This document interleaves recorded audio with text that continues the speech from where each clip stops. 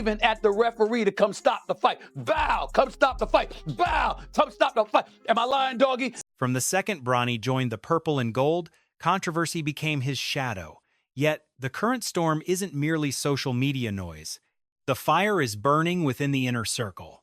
Word leaked that the atmosphere turned toxic, with veteran players supposedly singling him out. As soon as the king caught wind of this hostility, the stakes reached a boiling point instantly. He arrived in the pros under a mountain of scrutiny following a lackluster stint in California and a terrifying medical emergency. Professional talent evaluators largely ignored his prospects. Regardless, Los Angeles snatched him with the 55th overall pick anyway. This move immediately fueled claims of nepotism over actual skill. It is an open secret that the young man's surname carries him. He reached the big stage strictly via his father's influence, and his statistical performance in July provided zero defense for him. The kid looked lost on the floor, bricking shots and failing to contribute while the team suffered. This is where the anger peaked. Even with his failures, he logged massive court time, ranking high in usage. Teammates fighting for their careers felt sidelined as he received endless opportunities. Sources suggest this preferential treatment fractured the unit's bond, poisoning any potential for camaraderie before the season even kicked off. October arrived, the lights were bright, and legends watched as a historic father and son tandem shared the hardwood for the first time. A truly cinematic and heartwarming spectacle for the history books. But then, the cold truth hit. While the minor leagues seem like a fit, the bright lights of the main stage feel premature. An anonymous peer from the offseason circuit claimed that the rules simply did not apply to him like they did others. He was isolated from the roster's flow. The coaching staff forced plays to make him shine, leaving his peers as mere spectators. This sparked deep-seated bitterness.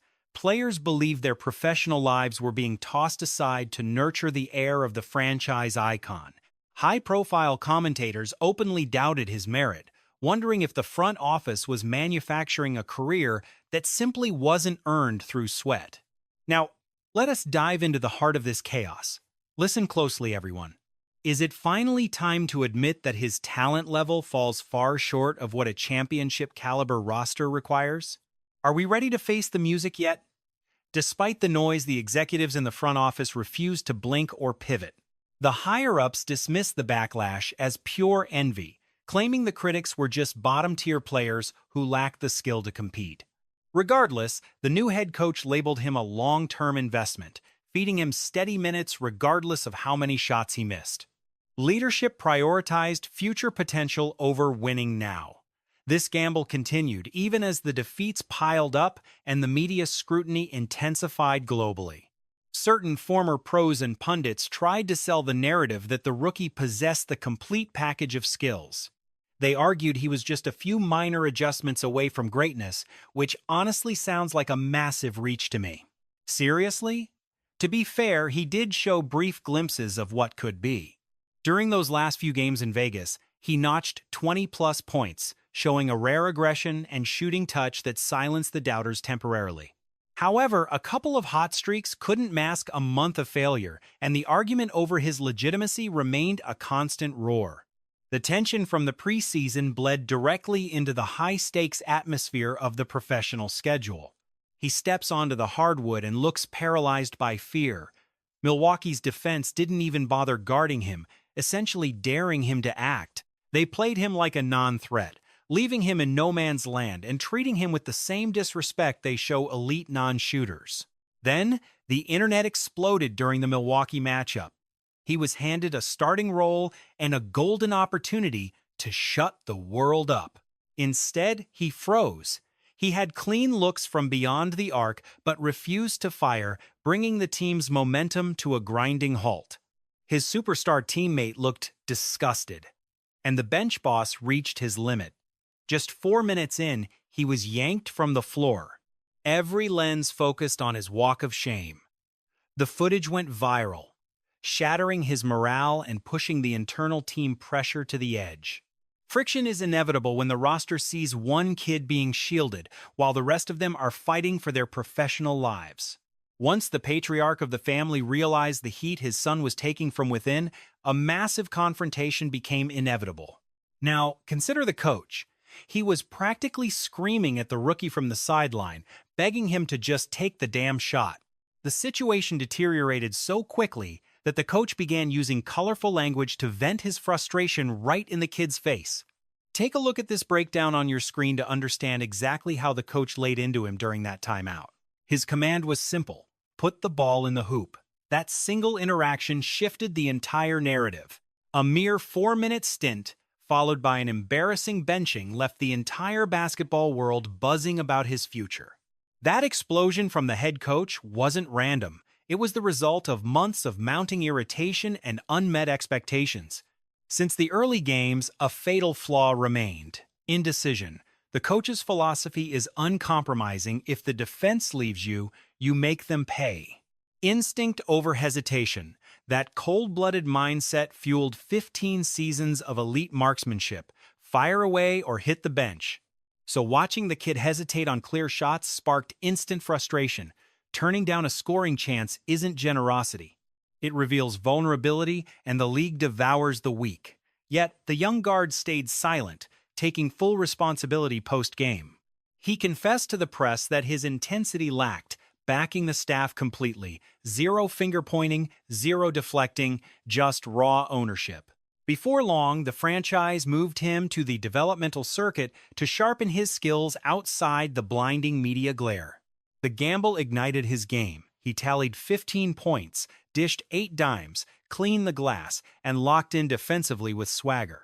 Decisive play and bold shooting gave the front office exactly what they craved.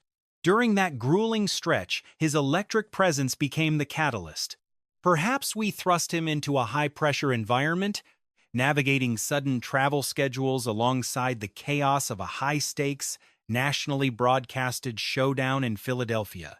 Essentially, while that performance lagged, his recent displays in training and developmental matchups have been stellar. Meanwhile, the digital world exploded with criticism.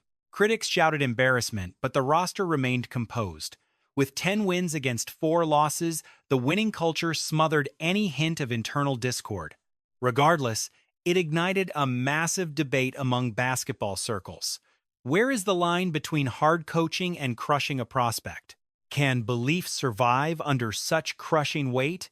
For this rookie, every heartbeat is scrutinized simply because of his legendary heritage. A single stumble triggers a headline. Curiously, the seasoned players stayed quiet. Not a whisper of conflict emerged. To most, the feedback was rugged mentorship, not an insult.